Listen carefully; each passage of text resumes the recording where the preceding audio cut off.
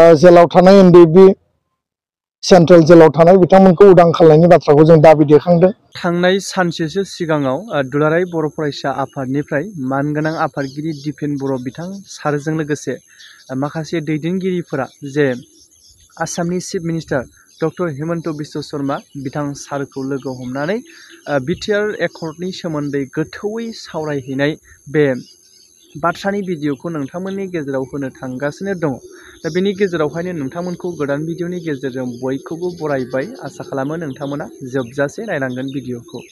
दा बाथ्राया जाहैबाय बे सावरायहैनायनि गेजेरजों मानगोनां दुलाराय बर' फरायसा आफादनि जाय दैदेनगिरि बिथां सारमोनाहाय बिटिआर एकर्डनि गुबुन गुबुन दफाफोरखौ मावफुंनांगौनि माखासे बाथ्रा सावरायनायजों लोगोसे गोख्रोङै माखासे दाबि दैखांबोदों होननानै फोरमायथिदों। जाय जेलाव थानाय एक्स एनडिएफबि रन्जन दैमारि मानगोनां बिथां सारजों लोगोसे जायफोरा गोबाङैनो दासिमबो एनआइए केस नांनानै दङ, जायफोरा गोबां केस नांनायनि गेजेरजों जिउनि साजानि जोबथा साजाबो फोसावजानाय दङ।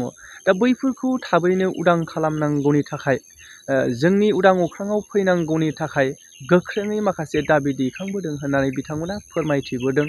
आरो बेजों लोगोसे जे जायफोराहाय दिनैनि समाव मुंख्लं नखरफोर बिथांमोना जे मोननो हायाखै माखासे रिहाबिलिटेसनखौ, दा बैफोरखौ मोनफुंनांगौनि थाखायबो नैबे जेनाखि डिसेम्बरनि सिगां मोननांगौनि थाखाय माखासे गोख्रों दाबि दैखांबोदों बा बेफोर दाबिफोरखौ आसाम सरकारा माने इजियै एक्सेप्ट खालामदों होननानैबो बिथांमोना फोरमायथिनानै होदों। दा जोङो नुलांबाय थागोन समनि गेजेरावहाय जे दाबि दैखांहैनाय हिसाबै बियो निस्सय जाफुंनानै फैथों। जोंनि रायजो राजाफोराबो गोजोननाय मोनगोन जिहेथु एकर्डनि दफा बायदियै बैफोर हाबाफारिफोरा फारि फारि जालाङोब्ला माने गोजोननाय मोनो। सावरायनायनि नामाव ओरैनो बेखार जायालासिनो बैफोर जाफुंथारनांगोन, अब्लासो जों गोजोननाय मोनो। दा मेनलि बाथ्राया बेनो, जायफोरा हारिनि थाखाय नांनानै दिनैसिमावहाय जेलाव जोबजानानै दङ, बै बिथांमोन बै सारमोना दिनैनि समाव उदां अख्राङाव जितु फैनांगौनि थाखाय गोबां जों बर' रायजो राजाफोरानो दिनैनि समाव लुबैयो। दा बेबायदि लुबैनाय थासारिखौ नुनानैबो मानगोनां बिथां सारमोना दिनैनि समाव नाजादों आसाम सरकारजों सावरायहैनाय नैबेबायदि नुथायखौ जोङो नुनो मोननाय जादों। दा गोलावथार बाथ्रा बुङा, बेनि गेजेरावहाय मानगोनां दुलाराय बर' फरायसा आफादनि आफादगिरि दिपेन बर' बिथां सारा मा बाथ्रा बुंखो नैबे भिडिअखौ जों अब्ला फै आबुङै नायलायनि दिनै। एसे फ्रेश मेनाराव लांगोन होननानै बुंदों आरो 2025नि मार्च दानाव आसाम नाङैनो प्रभिन्सियेलाइजेसन एक्ट मोनसे सरकारा लाबोनायनि थाखाय परिकल्पना खालामदों होननानैबो जोंनो फोरमायदों। दा जोंनिया जाबाय निट बेस आरो एकर्डनि बेसआव खालामनांगौ। एनडिएफबिनि रिलेटेड इस्यु दङमोन। 592 परियाला मार्टियार परियाला एक्सग्रेसिया मोनबाय। 628 मार्टियार परियालनि एक्सग्रेसियानि थाखाय दायो मोनसे रेडिमेड लिस्ट खालामबावदों हिरेननाथ बिथाङा, आरो बेखौ एबसु एनडिएफबिजों बिथाङा सावरायबावनानै फाइनाल स्टेजाव हरगोन, फाइनान्सआव हरगोन आरो बेनि उनाव मार्टियार परियाला 5 लाख थाखा 628आ मोनग्रोगोन। बेनि उनाव रिमेनिं जिखिनि दङ बे मेटारखौ लानानै गभर्नमेन्टआ फल' आप खालामगोन होननानै जोंनो खोथा होदों। जेलाव थानाय एनडिएफबि सेन्ट्रेल जेलाव थानाय बिथांमोनखौ उदां खालामनायनि बाथ्राखौ जों दाबि दैखांदों। एनआइएनि 60 जन बिथांमोननि केसखौ दिल्लीनिफ्राय स्टेटआव लाबोनायनि खोथाखौ जों दाबि दैखांदों। गिबि मन्थ्रिया खोब बिनि सायाव गुरुत्व होनानै जुडिसियेल मेटारब्लाबो गभर्नमेन्टआ माबायदि सल्युसन लाबोनो हायो बिनि थाखाय हम डिपार्टमेन्टजों रायज्लायनानै एनआइएजों रायज्लायनानै बिनि समाधाननि लामा दिहुनगोन होननानै बिथाङा फोरमायबाय।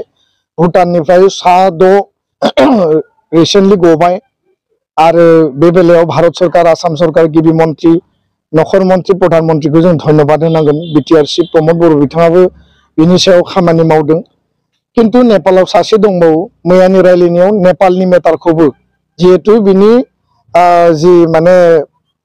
जि भार्डिक्ट होदोंमोन बिनि सायाव माने जि मोनसे टाइम लाइन बियो अलरेडि जोबखासिगोन। दा बे जोबखांनायनि उनावनो गाव माने गनायनि लामाया क्लियार जाखाबाय। दा बेखौ थेवबो गभर्नमेन्टआ टेकआप खालामगोन बेखौ बुंदों।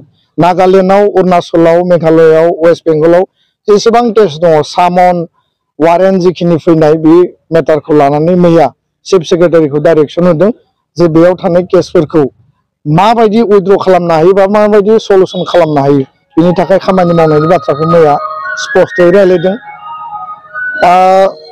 678 लास्ट फेजनि माने जायफोर ट्रेन केडार, जायफोर माने सिनियर मोस्ट केडार लिडार बिथांमोननि रिहेबिलिटेसना फाइनान्सआव दङ अलरेडि एप्रुभेल जाबाय डिसेम्बरनि सिगां सिगां बिथांमोना 4 लाख थाखाखौ मोनगोन होननानै मैया सीएमआ क्लियारलि जोंनो बुंबाय आद्रा थानाय जिखिनि जेंना जेंसि दङ बे जेंना जेंसिखौ समाधाननि थाखाय गिबि मन्थ्रिया गावनो दायित्व लादों आरो गोख्रैनो रायलायफिनगोन होननानै खोथा होदों मैयानि रायलायनाया माने जथेस्थ गुरुत्वपूर्ण आरो जथेस्थ फ्रुटफुल होननानै जोङो बुंनो हायो माखासे टेक्निकेल मेटार दङ बे मेटारफोरखौ पलिटिकेल लेभेलाव रिजल्व खालामनांगोन आरो गावबो बेखौ खोथाखौ स्पष्ट बुंदों दा रन्जन दैमारि आरो जर्ज बर' अजय बसुमतारी खरगेश्वर बसुमतारी बिथांमोनखौ बख'नांगौनि बेलायाव एबसुनिफ्राय सा 6 रन्जन दैमारि मानगोनां बिथांजों लोगोसे स्पेसियेलि जोङो लिस्ट साबमिट खालामदों